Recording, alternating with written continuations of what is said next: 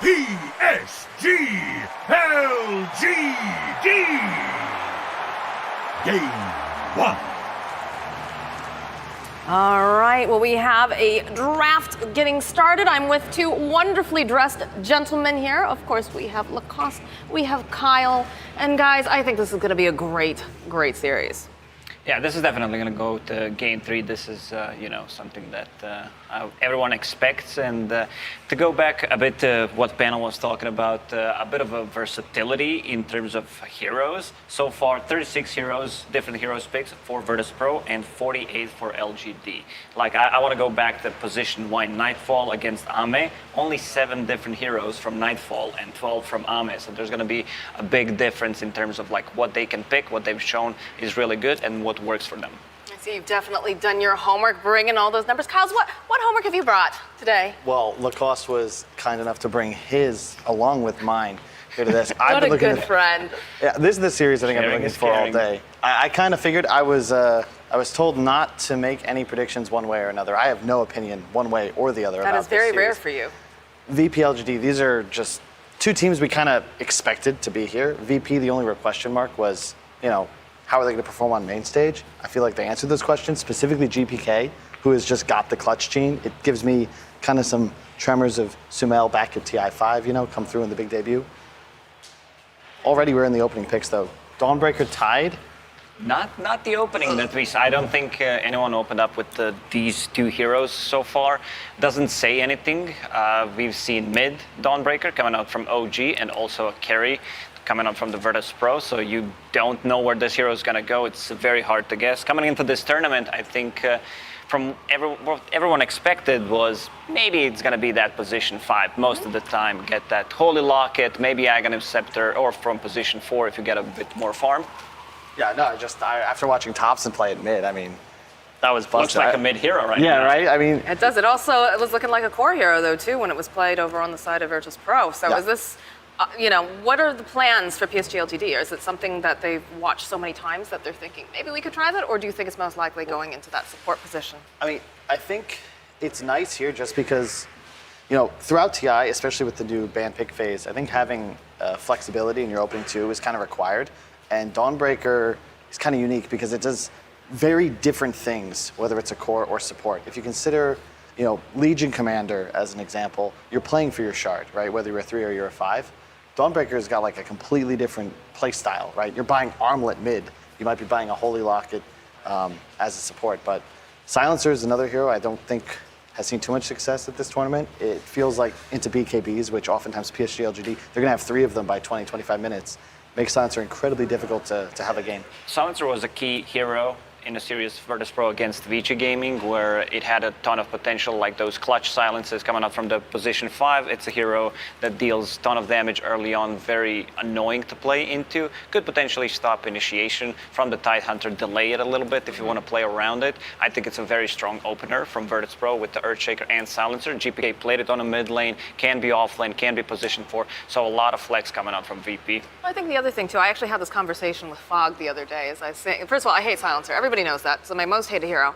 But it's definitely one of those heroes that, like you said, has an incredible laning stage, right? It puts out a lot of harass and makes sure that, when you have these big team fight ultimates coming out from the enemy team, that they're going to be more reticent to try to, get in there for those fights because you're afraid of the global silence. But he also said, as the game progresses, and as Kyle said, right, the BKBs and also these neutral items that come out and they just purge off his spells. So he has to have a good lane, right? Yeah, he has to kind of snowball. Tier 4 items timing, Silencer becomes relatively useless.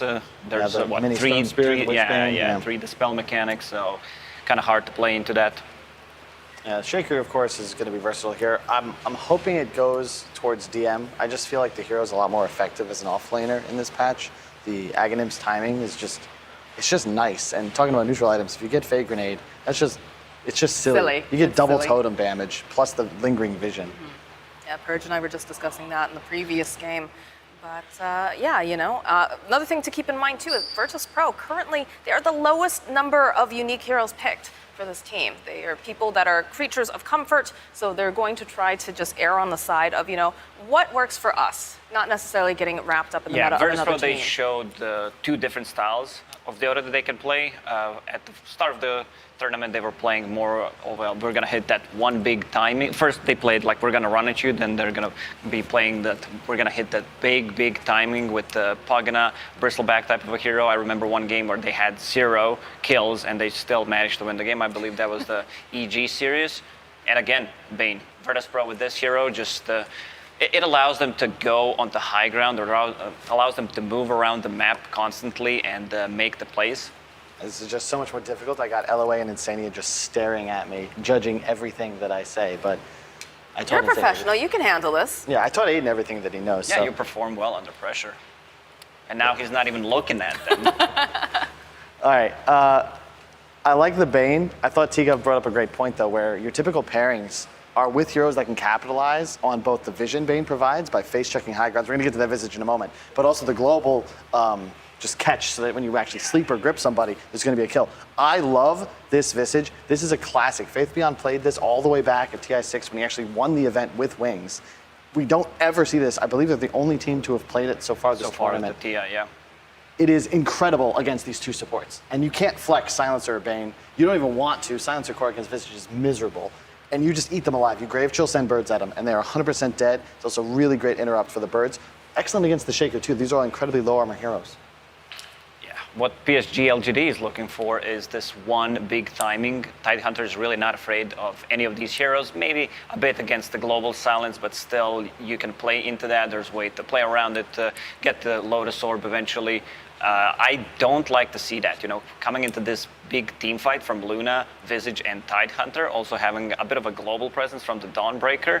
Virtus.Pro, I need to see something.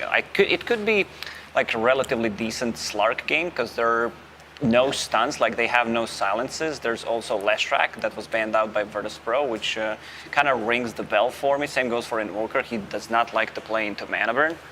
What happens if you pick something up like a Slark? Like you're saying, the lockdown's a little bit light on the side of PSG.LGD, but if the Slark starts to fall behind, how do you manage those expectations then? That is the $1 million question, literally, because you actually can't really play Dota into Tidehunter at the moment. So any sort of 5-on-5 engage is going to be disastrous. This is similar to a Slark in a sense, where you needed something that could go in and poke. It's excellent. Yeah, the looks that you guys are giving one another, I love exactly it. what Slark looks like. Exactly, yeah. It's similar, okay? It's going to provide like the a same sort of pufferfish, in and right? out. You get a lot of not like hard disable, but you're going to stick to targets. It's a very sticky hero. You also get a bunch of stacks. Continue. Thank you. Very good against Luna Visage as well. Visage, theoretically, if you buy Vanguard into a Crimson, the birds start doing 0 damage, which is very effective and helps keep your squishy supports alive. I think it's a great pick if there were ever a game for Bristleback. However, I agreed with LOA's closing thoughts, right? If you're going to pick the Bristle and then you don't win your lanes, this is going to be a very difficult game for you.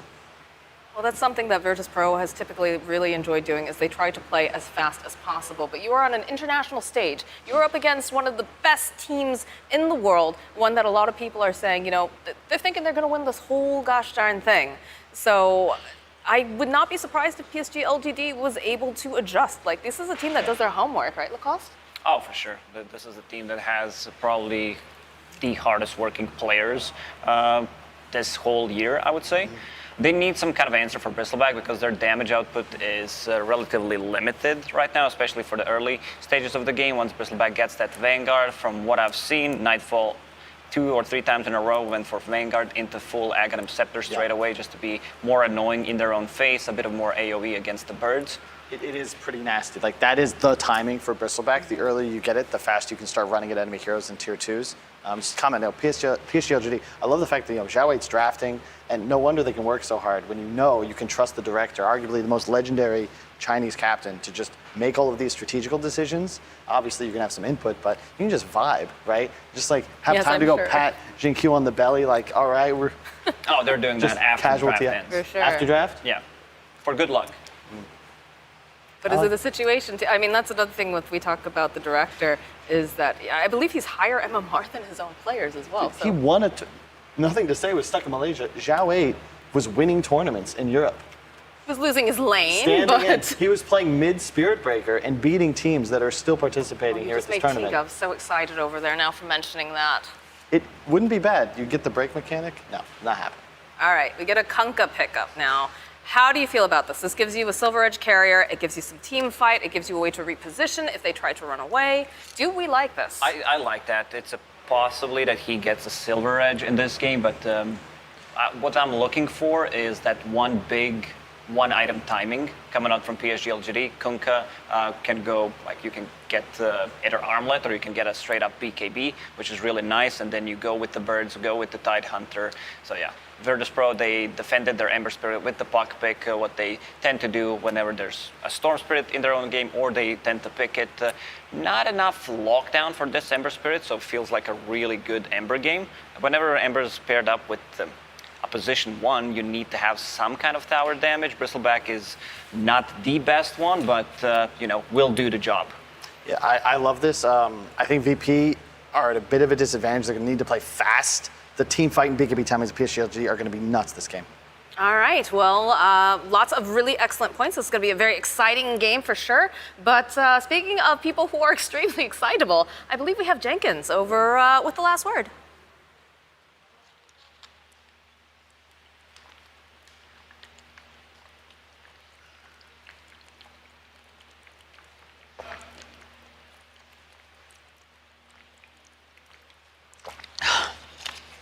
Tide Hunter Gush.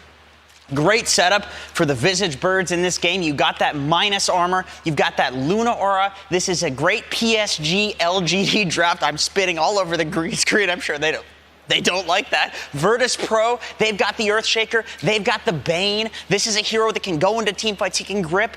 What if it gets interrupted, you might ask? Well, that's a bad question because they have a silencer. That's a global silence. That means if Bane goes in there and he tries to do something, he's going to get it off. So this game depends entirely on how the team fights are executed. Bristleback, he can pop off this game. Kyle was kind of right. He can get a Vanguard, but the game is starting. How long do I have left? Let me see. 2 seconds, yes. Okay, sending it off to Canadian guy and American guy with the cast.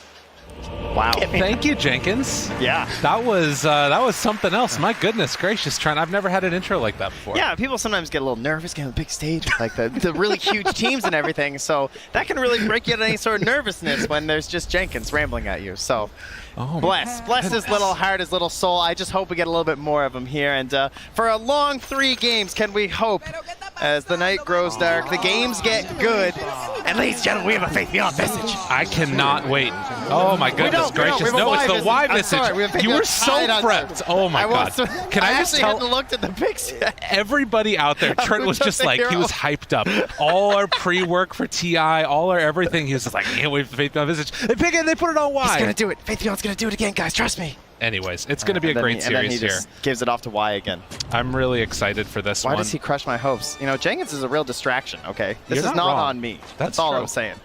That's absolutely true. So, should mention, as we head out across the map right now, Virtus.Pro trying to find themselves an opening, but likewise, LGD all staying together across the map. The panel talked a lot about the early pressure that Virtus.Pro needs to lay on, and I think the point that was made of, like, if you draft to win the lanes and you lose the lanes, you're going to have a bad time. I think that was an SVG comment there. That's pretty solid advice, you know, from a TI captain right there. You got to make sure your game plan goes all according to plan here. And for now, the plan is a bit of passivity. So everyone just kind of on their own side. And we'll just go for 2 for 2. So yeah, my disappointment is immense here. I'm not going to lie. Why on the Visage? So big differences here will be that you're not going to see that like super heavy damage dealing Visage that you might have been expecting, right? Like someone just like gets right in there, but of course throws them off a little bit during the draft. You have it for the flex pick there. Not sure what they're going to do. Of course, we can run support Tides these days. We can run support Visages. So Faith Beyond just going on the old standard reliable because they didn't really go for necessarily the best Tide counters, right? Which has, of course, been a big theme throughout the drafting as we've moved forward throughout TI. Yeah, that's something that's kind of interesting because in a lot of ways it feels like the damage that gets done in the biggest way by Tide is in sometimes that laning stage with the minus armor Gush just running people down. So instead opting to go back over to the other side there and opting to try and beat him out in that phase of the game instead. So Kingslayer and DM, because they sent the Earthshaker up top with Kingslayer. Yeah, of course, you're seeing in the tri view there, just like, but where's the Luna? But Ame, hello, he's making his way down in that bottom lane. Now we'll show up here. So nothing wrong with getting a little bit of extra gold and XP on a Visage, that's for sure. But Luna wants to get in there right about now, so gives the taunt, roars that ferocious roar, and gets Y out of the way. Absolutely, and you're seeing right here.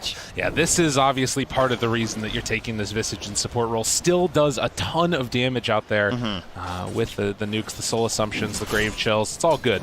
Yes, to use a Suns fan line of, you know, the old man, where am I? Visage, of course, renowned for its old strength in the tri-lanes as a support, something that, you know, AUI here joining us as panelists used to do this quite a bit. And you're gaining all this damage for your soul assumption to put it back in the enemy supports. Won't save your courier, though. Not even a little bit, and I think we'd be a little bit remiss if we weren't talking about already this mid lane here. 10-3 on the Kunkka versus the 4-1. Nothing to say, having a really good time here against GPK. You know, we watched a lot of the pubs in the lead up to TI as well, and these guys were battling out for that top spot in MMR, and GPK put on a really good performance, but, you know, it should be noted that this is a little bit of a rough one at the early goings, at least, getting doubled up. Well, considering how we did just yesterday, you know, he also knows that things can be rough for an Ember, but they can also recover. Absolutely. So, no panic quite yet. And some voice lines being thrown out here from Save. Save again on this Bane, something that also was mentioned by the panelists, is a way that Virtus Pro play the hero that's pretty unique to them, getting that earlier farm and hoping to get into that Aghanims at some point, with just how ridiculously strong it can be. Can be incredibly impactful as the rundown again. You take a look at this Bristleback, hasn't really been able to get any free time for his Bane to run up there and get some Ancient stacks yet. That's something that might happen a little bit later on, but that's something to watch for sure, something that can accelerate that Bristles farm quite quickly once we get to the later stages. Yeah, meanwhile, of course, we didn't even discuss ZenQ here on the big old Dawnbreaker. Popped out really fast in the draft, something that Virtus Pro was, you know, kind of dabbling with a little. People were questioning that being there, and so LGD coming out with a little bit of a statement here to just grab it right away. And position 4 role has the Orb of Venom, has a stick, and you can kind of see how it would mesh with the Tidehunter, much like those Weavers and Snapfires too, of just trying to be an offensive 4 to follow up on the Gush. A couple pulls going out, back and forth across those sides, back towards mid. Again, Ember catching up a little bit, but getting a good amount of pressure there with that Tidebringer cleave from Nothing to Say. And depending upon how it goes, we'll have to go back and maybe get the Bounty Rune. Up top lane, DM has also been getting a little bit of the better end of it by Faith Beyond. He's right now sitting 21-6 on this Tidehunter. A one-on-one-ish matchup. Both the supports are kind of bouncing around which ways. Yeah, certainly an interesting one, right? You don't really see this all too often anymore, but it comes back to what you mentioned before in terms of like the Bristle being on that side of the map. When you're playing Dire, you sort of want to be near the Ancients, and you can control this area. You can contest the Luna a little bit. And, well, speaking of tri-lanes here, we have a very sneaky TP coming out here. Not spotted, I believe, by the Vision. ZenQ trying to get a wraparound play through the trees. They don't want to scare him off quite yet on Nightfall. Yeah, and I mean, Save is nearby, but again, if you're able to get that jump, there's a potential you could try and find some extra pressure. But Kingslayer also making the move down bottom. Yes! He's back. Tri-lane versus tri-lane Visage. The crowd goes wild. They love it. Well, they might need to be able to do some extra damage there as Nightfall slowed down for the moment, seeing if they can get a couple more hits the second round, but no! In fact, it's Y who falls, and also in the mid lane. Don't look now. It ends up being a Nothing to Say solo kill on to GPK, and they're still looking for more. ZenQ in some trouble as, well, Kingslayer might have gone a bit too far there, gets punished by ZenQ. Can they do anything else here? Save, right-click, slow down. Nightfall trying to get ZenQ to quite connect. He's good. Yeah, dodges away through the other side and has a salve going. Could maybe make another run at it. Oh, that's dangerous. Yeah, it's a Bane, my man. You're in a little bit of trouble now. Team gets up there with the Starbreaker, but they both end up falling at the last second. Just mayhem down bottom. Two teams starting to get a bit of a feel for each other. There is a truce up top, of course, between Earthshaker and Ty. They're just hanging out, but that mid lane kill, now level 7 on Nothing to Say, while GPK still level 5. Got the punish on the getting 6 first, used the ulti for the kill. Ember unable to escape, and needs a friendly TP to the lane just to fill the bottle. Yeah, this is a tough one. I mean, and again, Ember matchup as, well, Nothing to Say. It's just going to walk in again, going for the right-click down, but with Save there, that should be enough to stop the pressure. But yeah, normally you can like go for either a Remnant away with the X combo or what have you. Not the case when you don't get 6 in time. As Q turned upon by GPK, Kingslayer there gets in range for a little bit of minus intelligence as well. A hot start on this cold night. Impressive. And now you guys start wondering, with Faith Beyond obviously getting off this great start on the Tidehunter, leading in the CS, moving towards this tower, what's the answer from Virtus Pro? Like, do you try and stop the side? Because he's just going to keep going, and yeah. DM doesn't really have a lot to do. If you try and mess with them too much, you already see the rotation coming in from Y. You have an Ember, like GPK, he wants to try and get some punches when he can, but he's a little busy catching up. He's hitting neutrals right now. I feel like DM's just going to get sent to the wolves here. They are bringing everyone on LGD. Yeah, DM, you're the sacrificial one here as they move in and finish them off. They know that there's not a counter move here from Virtus Pro right now. Right? Like, Xingu's just sitting mid. He's going to grab a little bit of creeps on the wave here. Maybe they can get this kill, but there is a ward that's spotting this move from safe, so I highly doubt Xingu goes down. Right, yeah. Respecting the vision. Yeah, he's good. Keeping it cool. Yeah, he knows exactly where save is sitting. So, of course, the best case scenario for a Tidehunter player, take that top tower, TP bottom, and hold the wave. I mean, I think that this is one of those situations, too. Well, maybe they've been able to find him. I don't know if they can really do all that much. Boat goes out first, and in fact, if VP aren't careful, they might end up losing another one themselves. Wide moves himself through the river. GPK gonna throw out the Remnant back behind, but the rundown won't be enough to kill off that Ember there. Yeah, X was coming back pretty soon there too, so. Played it safe, he knew the limits. He's got that timer, and the internal clock that all Dota players have. Got to get that fuel going, and well, with Ty taking the bottom lane, Ame freer to farm up here, moving in towards these neutrals. And you love the team playing nearby, so he's stealing some of this farm that was lying in wait for GPK. It's an invis that spawns bottom as everybody was stacking around that top rune spot, maybe looking for an opening there. But as you can see, another rotation up towards top to protect the Luna. But are they going to be able to get her out of there? The fissure block actually comes through. Obviously no 6 yet on save, and with that, they're not going to be able to connect for any type of a punish with these supports. They're kind of weird support duo, right? Like the Bane Silencer. It feels like they're both good individually, but kind of cover each other. Not standard like the Visage Dawnbreaker. Exactly, now you're reading me. Yeah, I gotcha. I see what you're up to. GPK. They get a little aggro there in the jungle. Luna turned upon. They move in again. Save trying to get in range. Does have enough for one. Remnant's out and looking for more. Another sleight of fist. Does GPK have it? Force stacks. Not Graveskeeper. Get it. Yeah, it's really good. Keeping you up here. So 2-1-1 build even at level 4 will keep him up. They'll be just fine. GPK still wants to hang around, see if he gets a little bit greedy coming back here, or will at least grab the next wave. Saying, you got to respect my positioning here on the map, but unfortunately for him, LGD are just going to go grab some of the runes from him, sneak one right out from underneath that Bristle, who is heading towards a pretty healthy Ancient stack here. With the Vanguard, this is a free-to-farm situation. It's really interesting. Like, you're looking at the way that the map is laid out right now. They're wrapping around up on top a little bit on Ame, seeing if they can go for the punish. But it's super interesting how aggressive Virtus Pro can play, and they're still down 1,000 gold with that lead remaining about constant. And look at this TP from Nothing to Say, trying to get aggressive here and get a catch. TP's just from the bottom outpost, hoping to find someone in their area. They have this ward, but he knows that an X play, pretty unlikely to work on GVK at this point. Sees there's a Remnant down.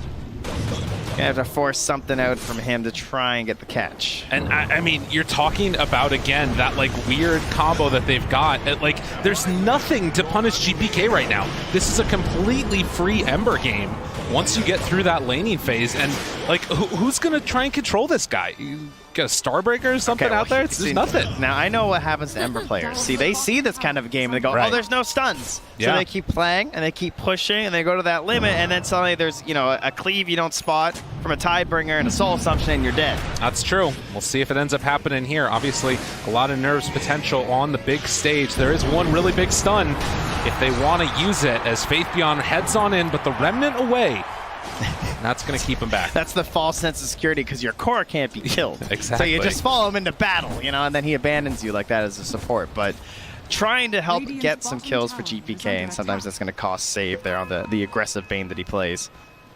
And obviously that extra space has opened up a little bit of room on the map for that Bristle to clear out those Ancient stacks that you were mentioning.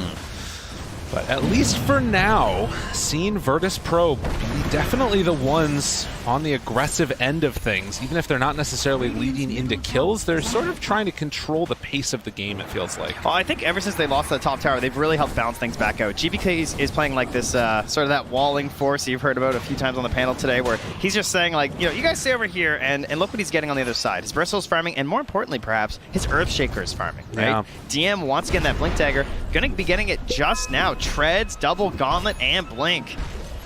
DM gonna be hitting pretty hard here, so expect the Blink, expect a smoke, and they'll have the Global Silence, of course, to cover them there too. So now the question will be, until there's a Dispel available for Faith Beyond, that this interaction between the Global Silence as well as the Kraken, right? You do not want to force that pop on Faith Beyond. That can turn so deadly, and when you have any type of like sort of, you know, weird AoE damage that you sometimes get with the Ember, with the Bristle, whatever the case ends up being, things could start going south pretty quickly for you. Yeah, got to be very careful with your Echoes and your Globals not to make a bad mistake there and free him from his shackles. But GBK again moves on in, going to try and take away some of this triangle farm. Playing aggressive on the map, stealing a bounty rune away, and XinQ, all he can do is look at him. You really don't have another option. Actually, if he's not careful, XinQ's dropping down to about half HP. He's got 9 armor, though. It's, the birds are up. Pretty tanky Dawnbreaker. It's true. Only at level 6, 1200. Blink Dagger done. And a smoke at the same time here from PSG.LGD. And DM gonna break right away. They walk forward. Oh, the X is there. Goes for the Fissure. Not gonna connect on nothing to say. The Nightmare save, though, from Save. Not bad at all. And actually gonna get both of the birds taken down by VP. They used Global at the same time, though, unfortunately. I don't think they had to. But, you know, double saves from the supports. And, of course, you know, the one of the reasons why Virtus Pro can make this Bane look good on position 4 is that Save is so well-timed with those Nightmares, right? Oh, yeah. There must be something in the Virtus Pro org or something. I don't know who's got the cheat sheet, but Solo was the same way. You know, he always had the best Nightmare saves on this squad. Stun comes out now. Nightfall turning the back and now turning to burn a little bit if they can make it happen. At the very least, killing off that Helm of the Dominator creep. And going immediately into the Aghanim Scepter. So this was something that was incredibly popular for a while, and then like everybody lost their mind and hated seeing Bristleback all over the place, and then it got nerfed significantly, but still seeing some value for it in this game. There was also Viper everywhere. We had like position 5 Vipers being like first phase banned sometimes, which then would result in like a Bristle ban. Some regions played it like way heavier than others for sure, but definitely respected as a strong hero. And of course, one of the best things was that we had the Ag Shard timing with the cheese back in the day, and that's what made it seem so strong. Now you're still going to get that Aegis. You're still going to get that Shard, and that means you're going to have that Hairball on that second Roche. Something that can be absolutely devastating if done in the proper way. We'll have to see how it goes. For now, LGD still hanging out and gonna get gripped for the moment. XinQ in a little bit of trouble, nothing to say, moves in, wants to save his buddy, and in fact, the boat's gonna come out there. Quick catch for the kill, and GBK actually got pulled back in by that X. Oh. He rented it out at the wrong timing. Oh my god, and that's a huge pickoff. That is absolutely massive. You can tell the way he's been playing, like doing an excellent job for sure, stealing a lot of this net worth away for some of these LGD heroes, trying to widen the gap there, but when you go down, it's very costly, and they're going to punish really fast into this tower. That armlet on the Kunkka, he's hitting hard into this thing, and then Y, of course, level 8 now. A very happy Visage player. Almost level 9. Yeah, he has had a good one, and I mean, to be honest, both of the supports for LGD they're incredibly farmed right now. That we're level 6 on the 2 supports for Virtus Pro right now. Well, off to a hot start. There's a reason LGD is coming in as the favorites and taking down this VP team at the early outset at the very least that's been looking so good. But this is the timing that Virtus Pro have been trying to play for at least a little bit. You've got the Aghanim Scepter done for the Bristle, got the Blink, smoke up, time to go. So much pressure again here on another Blink play from DM. Global's there and ready. Their vision ahead of themselves, though, absolutely nothing. Oh, here we go, though. Looking for an opening here. Maybe they can draw a fight in here if they come to try and cover nothing to say. But no one TPing quite yet. There's a lot of heroes here. This is going to most likely be a dead nothing to say unless there's a lot of rotations and actually bringing in one. Okay, an opportunity to turn around the Ravage to try and save. The Armor Toggle's going to keep nothing to say alive for the moment. Still taking some of that slow, steady burn down damage. But Virtus Pro not able to connect for the kill. Now this is good. Conscious Thank you. decision. Can they go for any more afterwards? They're going to lose that Dawnbreaker. Still hanging out down bottom is Faithbeyond. He TP'd into this. Yep. So they go in for the save onto one and end up potentially losing another Look at here. his teammates. Look how far back they are. They're not coming in for this one anymore. They're waiting. Oh my goodness. So much emphasis placed there on beautiful. keeping nothing to save alive. So, that was so much forward thinking from Virtus Pro. They're thinking in their heads about the stack of spells available in these engagements and what they have to do. I love the play of not popping the global, right? Yeah. The Ti comes in, you could have globaled there, then there's no Ravage, but he knew there's not even a follow-up. No one's going to die from this Ravage. It's only going to delay. Sure, we don't get the one kill, but we get another kill afterwards and so much pressure on this tower. It's going to go down just from the creeps. Wow, just like that, Virtus Pro, they hit that timing. And of course, again, they get to hold global. They get to hold their Echo, right? Yeah. All because they didn't panic when that Ravage came out. And you can see also now up to level 12 on the Earthshaker. So starting to get that level 2 ulti, some serious damage will be thrown out there by Virtus Pro if LGD offer a chance for a fight. Now, the panel talked a lot about these BKB timings. Got him pretty close here on the Luna. We're getting very close on the Kunkka. And then obviously Faithbeyond going back for that Aghanim Scepter. So this is going to be most likely the window where LGD need to delay for. I'm seeing a theme in these later main stage games, huh? Where BKB, second item for pretty much everyone. All the core players. It's the way to be. But for now at least, Bane stocks rising. Virtus Pro. Oh, is he in that ward down? I believe he is up top there. Yeah, they actually see save. Not going to matter, though. Yeah, Perhaps DM's it will. there. They go in maybe with the birds. DM getting slowed down here. Yeah, there's not really a play there. It's interesting. Like, do you think that Virtus Pro need to just keep the energy and momentum going? Like, there's still this window where they're very strong. It's a very hard read for them right now because they want to wait for the BKBs. They don't want to get caught by like some BKB fight from the Luna because they can tell that Almay is obviously farming very fast. Didn't have to rush the Aghanim Scepter like Nightfall. So even though he's ahead in net worth, his BKB is of course going to be quite a bit, significantly more delayed than that of the Luna. Torrent fight's a little difficult. a little bit off the mark there, and Nightfall in the meantime again clears through the wave. They're hanging out there mid and getting very close, only 1,000 or so gold away for the Nightfall BKB. There are some issues though, right? I mean, obviously Virtus Pro have been watching the games. They know what's happening. They understand that BKBs are going to be coming out on the earlier end in these games. You have some decent options versus BKBs. You of course have the Global Silence. If that comes out after. That could of course hamper you during your BKB and the efforts that you want to put out there. And you also have that Echo Slam. And sometimes it functions a lot like a Scythe, where it's this idea of just like, yeah, you have BKB, but I might catch you first. Save there, stalking around this area. It almost looked like he wanted to get caught. Maybe that, was sort of bluff of there's vision over here or something. But Nightmares goes for the walk away, then Nightmares again. I feel like he's almost wants a Dawnbreaker play, right? Like Solar Guardian and just come out globally. Bullwhip left down on the ground there, but the Dawnbreaker shows up bottom. GBK going with the grip, trying to find the kill. The Ravage is there though. And the turnaround, the attempt, GPK still going in. The global afterwards, and now Remnant's Fort, they've also got a fight on the other side. Nightfall trying to TP out. Do they have anything to control him? Yes, they do. So while the fight's going on bottom, they managed to kill off the Bristle. And the turnaround, though, looking for Team went in, but he gets punished hard. Those are some good BKBs. That's what that was. Wow. That was painful. You see Echo Slam on the fight recap, and then you look at the damage, and you're just like, oh, I guess that wasn't a very good Echo there, guys. My bad. Man. And, just a little bit of discombobulation across the map there. Some teams zigging when they should have zagged. Now a 5,000 gold lead for LGD. I like these small rotations to cover from LGD. It's not full 5 hero panic, right? It's just 2 heroes 2P'ing down. Sure, you're using the Ravage, but it's enough that it forces out the global, and of course, you're still getting that kill in the mid lane. So yeah, certainly things going better for LGD at the moment. Not able to capture a major objective off that. They're not grabbing that Roshan or anything.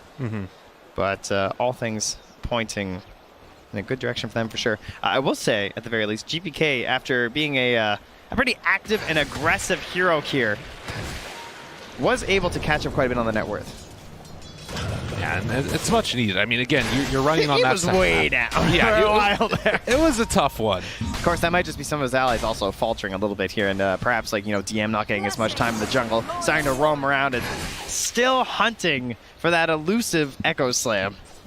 I mean, he had one earlier, to be fair, but yeah, it's a tough one right now. You see all these potential openings there, and maybe a moment where they can find LGD grouped together, but it's just not happening. LGD are delaying the game, trying to slow it down and consolidate this lead they've been building. You can see Virtus Pro, I believe, starting to consider that next potential objective here for LGD. Should be going for the Roche. They want to D-ward around there, try and cover it, but it's hard to win the vision game versus a Visage. Oh, that's a sneaky one. Love that ward there. Oh, that's a real nice one. And you can take a look here. You know, GPK, ever since that mid lane matchup has happened, he's just been on their side of the map. If you look down to the mid map there. That's incredible. Just absolutely playing on their side. Few in the fountain, too. Right. You're not wrong. But of course, this is sort of transitions now into him being a little bit behind and having to play a bit of catch up. TM, again, farming down bottom. That Celestial Hammer is going to come back to XinQ. It's a very explosive game. Things kind of, very chill in between. Because everyone's kind of respecting each other, staying on their own sides, and then we get into the one big blow. Part of that also coming down to some of the larger cooldowns in this game. When you're trying to play around your own Ravage, the enemy team is watching for the global silence. Right, and this is why I feel like I really like the Virtus Pros draft in some ways, because you can see the way that Ember's supposed to go in, find the bait of the abilities to be used on him, and then gets out afterwards. And it just hasn't worked out that way yet. So you can understand the idea, but in practice, it's looking a little bit rough. Yeah, Faith Beyond now just marching with his Aghanim Scepter. You spot a hero, you throw out the gush, and there is a BKB here for Nightfall.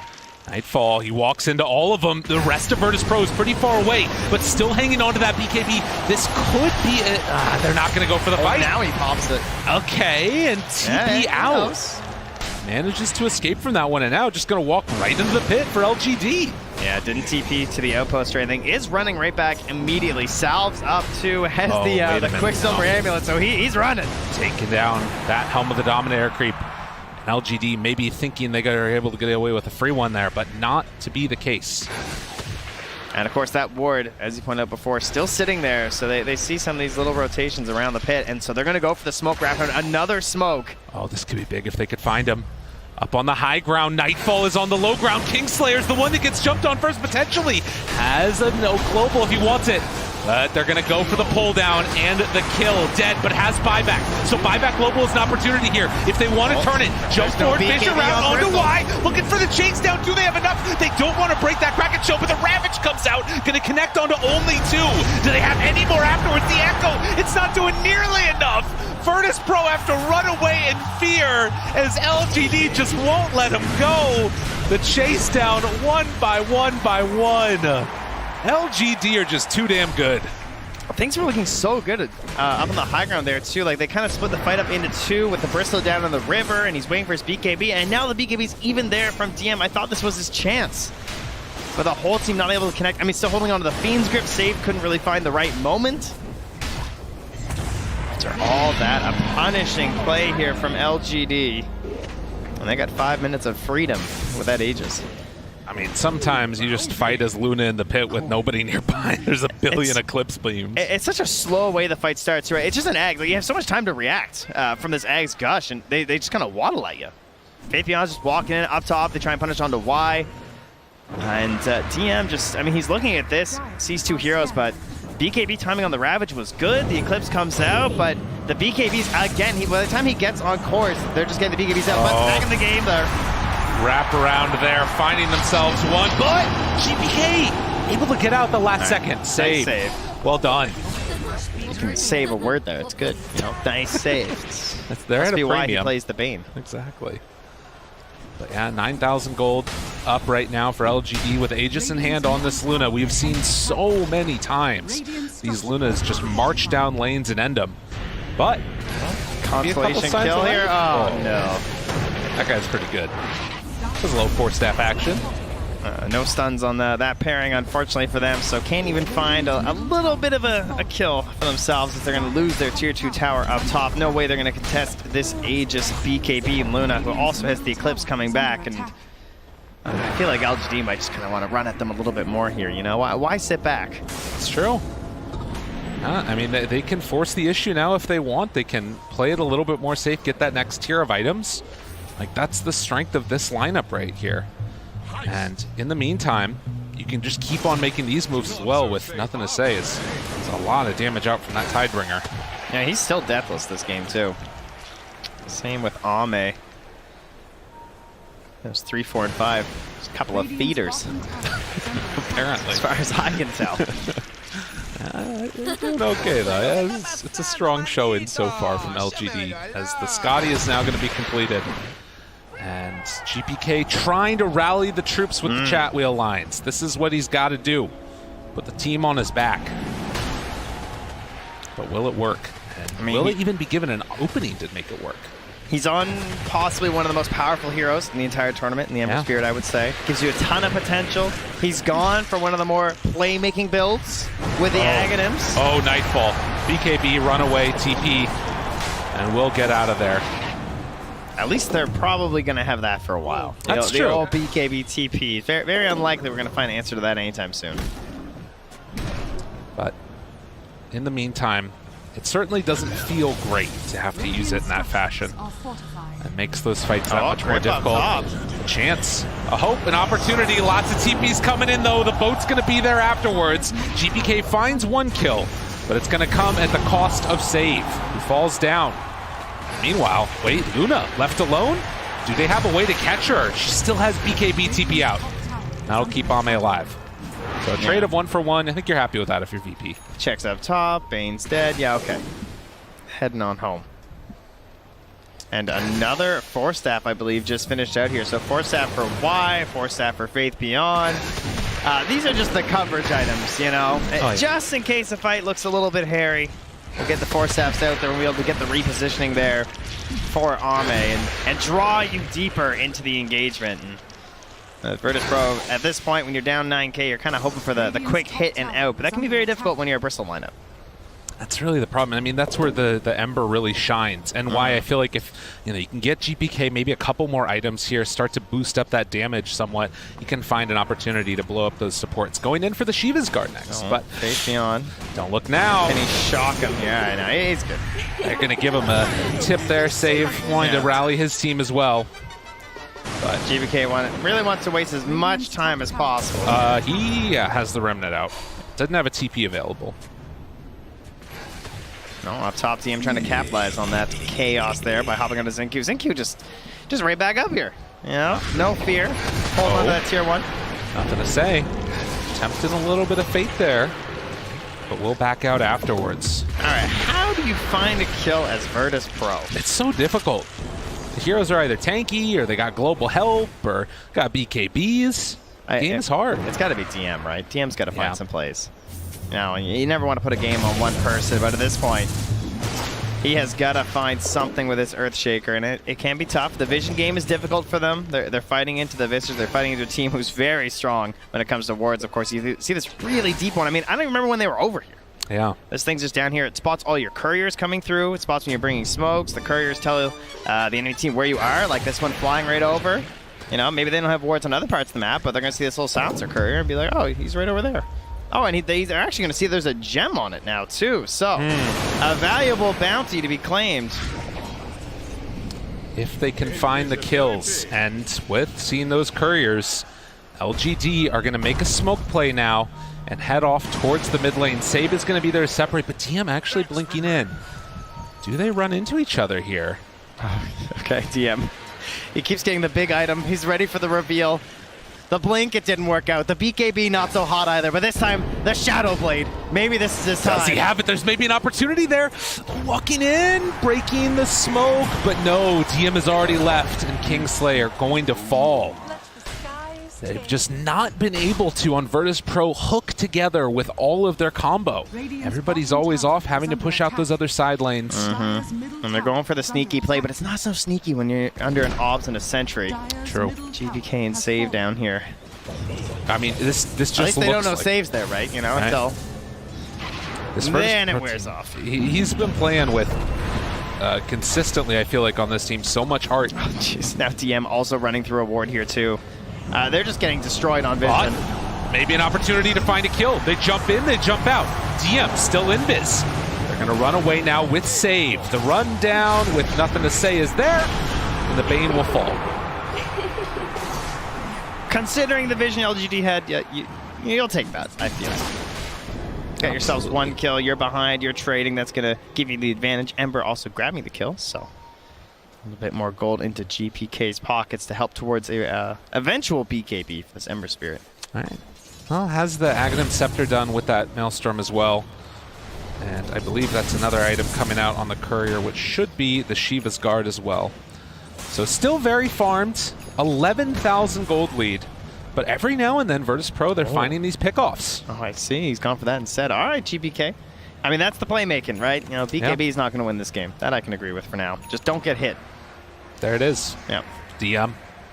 An opportunity. Nearby. Echo to start. Half HP. Down low. Almost dead. Can they kill her? Yes.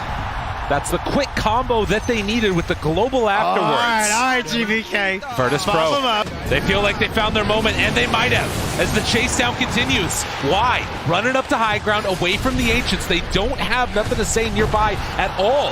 And why? Likely to die here as he hides off on the other side, goes to Stone Form, comes out of it, and eventually in the dirt. Look at this, and this is right around the same time that Roche is capable of respawning. All right, DM, he's in the game. The Earthshaker has arrived. They needed that so bad. Not even just for like this game and everything, but I feel like that's going to help his mentality so much. He's really struggled this game. Now hits the big play that can finally garner them some map control. Just like that, you can see it's going to be a 2-minute Roche respawn. So definitely in favor of LGD with that one, as GPK will keep those lanes pushed out. He wants this bird. Get a familiar 100 gold. Oh, that one feels good. Very interesting, the way this game has worked out. You know, you've got on the one side LGD dodging fights constantly, only putting themselves in good positions. On the other side, Virtus Pro going for the hunt and then finding the pickoff. But Lyrical. Yeah. My man. This Kunkka has a silver edge, and wait a this minute. Luna has a silver edge. Yeah, I hear ya. Okay, but, you know, doesn't work very well when you don't hit your spells. True. There is that. But, yeah, you know, if you're trying to play behind Nightfall, because eventually he's going to have to get, you know, very involved in these engagements, it can be a bit tough playing through that break. It is true, and it's something that's going to be concerning. Also, these items no longer sort of a burden to have to take. You nice sort of like being able to get them with the crit built in. It does only break for the 4 seconds, so they're going to have to find the kill in that duration. DM, again, the one that could break the smoke. GPK is there, the smoke breaks. DM still not visible. We have a wide approach here from LGD. They're so spread out. Nightfall going to walk into all. They have that silver edge going. DM hides back behind, waiting for the opening. The fissure, it connects on a 3. The echo afterwards, a ton of damage out, and the Fiend's Grip to boot. GPK runs through them all. The Ravage is out, and now the turn. Ame, he's mad, he's in control. The right clicks come through in the glades. They're way too much damage. Fissure one more time again. GPK, how are you living? You're not. Never mind, you're done. Just like that, LGD pull it back. It was looking so bad for a moment, and now the buyback. GPK runs back in, triple kill for him now. Wants to find that kill onto Y, won't get it. The double buyback secures a couple more pickoffs, but just mayhem in the river. Yeah, the river runs red with everyone's blood right now. And again, this is a situation where Virtus Pro, they're very far behind, so yeah, it costs a couple buybacks, sure, not great, but you are definitely, you know, at least feeling like you can keep fighting in this game right now, whereas it was a bit rough for a second there. Oh, man, I thought that it was going to look a little bit rougher here, too, because DM coming through, watching for this Echo Slam, right? This is the play, again, gets in there before the BKBs are popped. Now, the main problem was Ame, of course, sitting there just slaying this entire time, throwing out this big damage, but they do focus the other cores down first, right? Take away that control from the Kunkka, try and get the Tide after the Ravage, and deal with Ame in the end. Just right there, you can see how close he was, but one last round there. The Soul Assumption doing so much damage, and then of course the buyback after he got the Remnant down. GBK knew that soul assumption was going to kill him and made sure to get out after. This will do wonders for GBK's net worth too, of course. You know, Yeah. like, you bought back. That part's a little bit painful. Came back, got a kill though, and of course you're farming the entire map by yourself. He was the only core left standing. Has the BKB done, and really it's the levels there as well. You can see now up to 26. Went for the 2 sleight of fist charges. So, wow, he is well ahead on the XP. The next highest, at least on the enemy team, is 24 1/4. this is going to be an interesting timing. How much can he get done with this advantage that he's been able to build up? Still, again, 10k gold into the lead there of LGD, but the Remnant in. They're hungry. They want to find these kills. As they walk forward, Y going to be controlled. Faith Beyond. BKB out from DM, though. Goes in biz afterwards. Broken. Oh, he's controlled. Echo done. The break on the Tidehunter. Absolutely beautiful And now the from grip. DM. And now the grip onto Ame. They want to kill him in time. Do they have enough? No. Ame with the turn. Ame, are you kidding me? What in the hell was that? Ame lives, but then finally goes down. One last hit. Oh my goodness, save. You did it to him. At least he finds that in the end. There's some buybacks here all around. But that's got to feel good for LGD. Finally taking a decisive victory in an engagement. Absolutely ridiculous. The Roche is up. Everyone knows it's a major contesting point in this game. And somehow able to get Ame back standing, not finished off there by that grip. My goodness, the rum buff, I mean everything, just keeping him alive there in the end. And the Solar Guardian, all for Ame. I mean, and the Silver Edge as well there on the Tidehunter to get him broken from the Kraken as well. It's a bit of a mess. Don't worry, in the main game we're all good here. They're just roaching by themselves. And Y, of course, you know, kind of pulls them in. Nightfall is basically just gaining vision. He runs in first, sees what's going on in the team fight, and that's what Save and TM are mostly trying to play around. There's that break you're looking for, the finish with the Echo Slam, and then after the Stone Form, Nightfall can go back, get the finish. But there, again, getting the grab onto the Luna. Oh, he got so low, too. low. 600, 100, 180 HP? Like, really? That is At least Save gets unbelievable. the big reach at the end there after the Nightmare for the kill. That would have, I mean, if Ame lived there, that's it all. That's the game almost, it feels like. But as it stands, can feel the hype in the booth. Teams getting ready. Upper bracket is no place to mess around. I can tell you one benefit there for Virtus Pro is that Luna doesn't have the Aegis. They grab that, they put it onto nothing to Seize Kunkka. And, you know, when you actually want to hit buildings and go high ground, you'd probably rather have it on the Luna, especially with all these 4-staffs they have too, where they can really mess around with the initiations from Virtus Pro. Oh, I see Faith Beyond just found, was that a gem? Might have Run been. around somewhere? Okay, maybe I'm just crazy. Thought I saw Got something one on on his head. Y. But nonetheless, 27-17. And even though it's felt at various times like Virtus Pro are just on the verge of breaking it through, this net worth lead continues to go into the favor of LGD. Veteran squad Welcome back. giving it all out here. Aghanim Scepter done for Bane, though. We got the triple Fiend script. Oh, been waiting on that for quite a while. Also a Assault Cross there too for the Bristle, so just like gaining more and more power here for Nightfall. Bounty. Already 40 minutes into this game, and can see LGD starting to feel a little bit more bold, crossing the river, putting the pressure now on this young VP team. They can move very confidently right now with Y having the birds and having the gem. They can check for all this vision. And I don't see any obs with them right now. So they've got one up in the dire triangle. You can see all of Virtus Pro right now with the exception of GBK hanging out on that bottom side of the map. And nothing to say with the DD. Now wearing out is going to go for a couple quick hits there onto that tier 3 tower and go for the slow, steady, safe siege. Structures are fortified. Yeah, This just sheet's done. Y just throwing the birds at the tower there. Not too concerned. Looking towards a eventual scythe maybe. High aspirations from a support player. Thank you. Walks out, finds DM. The fissure is there. But seeing and sensing the danger come in their direction, the rest of VP are going to blink and TP out. Jeez, that's got to be 10. Please don't TP next to me. Like, is that really what you want? Seen that end too poorly several times, but they'll be all right this time. They were just trying to delay the game. They're catching waves as far away from LGD as they can. They do not want to fight into this Aegis. They'd love to get a couple picks, though. They're going to smoke into their base. They don't have the best vision. They have an idea. about where the Tide is at the very least. They just saw him a moment ago, and they're going to find themselves an invis rune here too.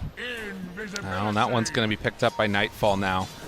As, again, the move through the river. Dire scanning, hoping to find somebody in a triangle. They're a couple of seconds early. Ame, does he dare step up high ground or just reveal himself on these creeps?